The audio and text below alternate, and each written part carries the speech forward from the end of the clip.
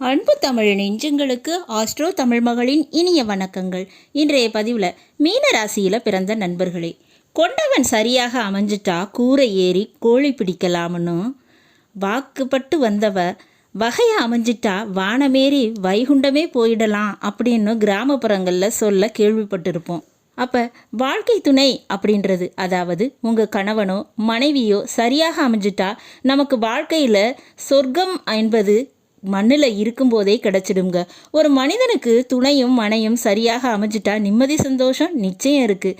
நமக்கு வாய்க்கும் உறவுகளில் துணையை மட்டும்தான் நம்மளால் தீர்மானித்து கொள்ள முடியும், நாம் தேர்ந்தெடுத்து கொள்ள முடியும். நம்மளை பெற்றவங்களை கூட நம்மளால் தேர்ந்தெடுக்க முடியாதுங்க. உடன் பிறந்தவங்களை தேர்ந்தெடுக்க முடியாது. ஏன், நமக்கு பிறக்க போகின்ற குழந்தையை கூட ஆண் வேண்டும் பெண் வேண்டும், இந்த குணத்தில் இந்த நிறத்தில் வேணும்னு நம்மளால் தேர்ந்தெடுக்க முடியாது. ஆனால் வாழ்க்கை துணை மட்டும்தான் நம்மளால் தேர்ந்தெடுக்க முடியும். அந்த வாய்ப்பினை கடவுள் நமக்கு கொடுத்துருக்காரு. அப்படிப்பட்ட அந்த உறவு உங்கள் பொண்டாட்டி உங்கள் புருஷன் இந்த ராசியில் அமைஞ்சா நிச்சயமாக உங்களுக்கு மகாராசி யோகம் உண்டுங்க. அந்த ராசி எந்த ராசி, அதன் மூலமாக கிடைக்கக்கூடியது என்ன, அதை பற்றி இன்றைய பதிவில் பார்க்க போகிறோம்.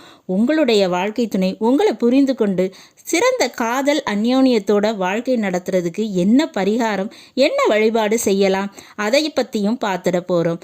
பதிவினை முழுமையாக பாருங்கள். பதிவு பிடிச்சிருந்தால் லைக் பண்ணி கமெண்ட் பண்ணி மற்ற நண்பர்கள் உறவினர்கள் பயன்பெற அவங்களுக்கும் ஷேர் பண்ண மறந்துடாதீங்க. இதுவரை நம்முடைய ஆஸ்ட்ரோ தமிழ் மகள் சேனலை சப்ஸ்கிரைப் பண்ணாத நண்பர்கள் சப்ஸ்கிரைப் பண்ணி கூடவே தெரிகிற பெல்லைக்கான கிளிக் பண்ணி ஆல் ஆப்ஷன்ஸும் செலக்ட் பண்ணி வச்சுக்கோங்க.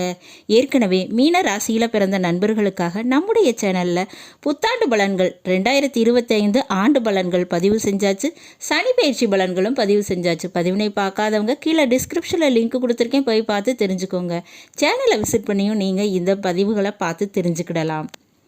மீன ராசியில் பிறந்த நண்பர்களே, உங்களுடைய ராசி அதிபதி குரு பகவான். அதனால தான் நீங்கள் மீன ராசியினர் எப்பவுமே சுத்தம், ஒழுக்கம், தன்மானம், பேர், புகழ் இதுக்கு முக்கியத்துவம் கொடுக்கக்கூடியவங்களாக இருப்பீங்க. பணம் காசினை விட கௌரவம், மானம், மரியாதை முக்கியம்னு நினைக்கக்கூடியவங்க.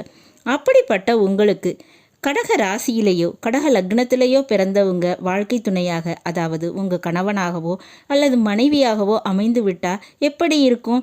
பேர் புகழ் உச்சம் தொடுவதோடு பணப்பிரச்சனை நீங்கி பொருளாதார முன்னேற்றங்கிறது நிச்சயமாக உண்டுங்க. அது மட்டுமல்ல, ஆடை ஆபரணம், புதிய வாய்ப்புகள், வேலை தொழில் ரீதியாக அதிர்ஷ்டம் இதெல்லாம் கிடைக்குங்க. அடுத்தபடியாக பார்த்தோம்னா கன்னி ராசியில் பிறந்தவங்க அல்லது கன்னி லக்னத்தில் பிறந்தவங்க உங்கள் வாழ்க்கை துணையாக கணவனாகவோ மனைவியாகவோ அமைஞ்சிட்டா நல்ல ஒரு நட்பு உறவு என்பது கிடைக்கும். உங்களுக்காக தன்னையும் இழக்கக்கூடியவங்களாக இந்த கன்னி ராசியில் பிறந்தவங்க கன்னி லக்னத்தில் பிறந்தவங்க இருப்பாங்கங்க. கன்னி ராசியில் வாழ்க்கை துணை அமைஞ்சா நிச்சயமாக நல்ல நண்பனாக நல்ல தோழனாக இருப்பாங்க, நல்ல தோழியாக இருப்பாங்க. தொழில் ரீதியாக வேலை ரீதியாக உங்களுக்கு தோள் கொடுக்கக்கூடிய பார்ட்னராகவும் இருப்பாங்க. படிப்பு ரீதியாக உதவி செய்யக்கூடியவங்களா கைடு பண்ணக்கூடியவங்களாக இருப்பாங்க. அதே போல் இந்த விருச்சக ராசியில் அல்லது விருச்சக லக்னத்தில் பிறந்தவங்க உங்களுக்கு கணவனாகவோ மனைவியாகவோ அமைஞ்சிட்டா உங்களுக்கு ஒரு தாயை போல தந்தையை போல இருந்து பல விஷயங்களில் உதவி செய்து உங்களை காத்து ஒரு அரண் போல இருப்பாங்கங்க. உங்கள் பிரச்சனையை தனது பிரச்சனையாக நினைத்து தலைமேல வைத்து அதை சரி பண்ணுவாங்க. இந்த விருச்சக ராசியில் பிறந்தவங்க உங்களுக்கு கணவனாகவோ மனைவியாகவோ அமைஞ்சிட்டா நிச்சயமாக நில யோகம் அப்படின்றது உண்டுங்க. அடுத்தபடியாக மேஷ ராசியில் பிறந்தவங்க அல்லது மேஷ லக்னத்தில் பிறந்தவங்க உங்களுக்கு கணவனாகவோ அல்லது மனைவியாகவோ அமைஞ்சிட்டா நிச்சயமாக நில யோகம், வேலை தொழில், அரசு வேலையில் வெற்றி, முன்னேற்றம் இதெல்லாம் உண்டுங்க. அடுத்ததாக தனுசு ராசியில் பிறந்தவங்க இவங்க உங்களுக்கு கணவனாகவோ மனைவியாகவோ அமைஞ்சிட்டா நிச்சயமாக உங்கள் கடமைகளை அவங்க பூர்த்தி செய்வாங்க. அப்போ இந்தந்த ராசிகளில் வாழ்க்கை துணை அமைஞ்சா நிச்சயமாக உங்கள் வாழ்க்கை நிம்மதியாக பயணிக்கும், நல்ல அதிர்ஷ்ட யோகம் கிடைக்குங்க. சரி, இப்போ பிற ராசியில் அமைஞ்சிட்டா அல்லது உங்கள் வாழ்க்கை துணையோட உங்களுக்கு பிரச்சனை, கருத்து வேறுபாடு, சண்டை சிச்சரவு வருது அப்படின்னு நினச்சிங்கன்னா நீங்கள் மீன ராசியில் பிறந்த நீங்கள் வழிபாடு செய்ய வேண்டிய தெய்வம், செய்ய வேண்டிய பரிகாரம் என்ன? திருவெண்காடில் சென்று புதன் பகவானை வழிபாடு செய்யணுங்க. அதாவது நவகிரகங்களில் இருக்கக்கூடிய புதனுக்கு சந்தன அபிஷேகம் செய்யுங்க. அது ரொம்பவே நல்லது.